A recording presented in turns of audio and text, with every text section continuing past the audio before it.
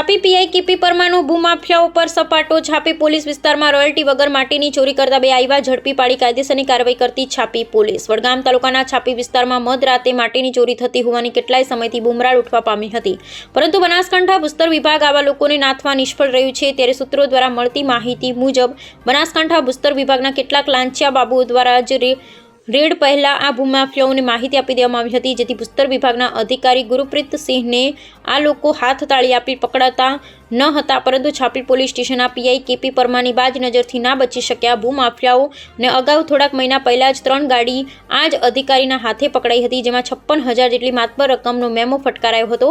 ત્યારે વધુ ગત મોડી રાત્રે પણ પીઆઈ કેપી પરમારને મળેલ બાતમીના આધારે છાપી પોલીસ સ્ટેશન વિસ્તારમાંથી 2 આઈવા ટ્રક કોઈપણ જાતની રોયલ્ટી ભર્યા વિના માટીની ખેપ મારતા હોવાથી છાપી પોલીસ દ્વારા બંને ટ્રકને પકડી પાડી છાપી પોલીસ સ્ટેશન ખાતે લવાયા હતા અને સરકારી તિજોરીના નાણાં ચોરી કરતા આ રીઢા ભૂમાફિયાઓ પર કાયદેસરની કાર્યવાહી હાથ ધરાઈ હતી, જેમાં એક ટ્રકને બંને તરફ નંબર પ્લેટ ન હોય અને સૂત્રો પાસેથી મળેલી માહિતી મુજબ આ ટ્રકના ચેચિસ નંબર પણ ભૂસાઈ દેવાનો પ્રયત્ન કરેલ હોય તો શું આ ટ્રક અગાઉ કોઈ ગુનાહિત પ્રવૃત્તિ સાથે જોડાયેલ છે કે કેમ, કે પછી ટ્રક જ ચોરીનો છે, તેવા કેટલાય પ્રશ્નો ઉદ્ભવી રહ્યા છે.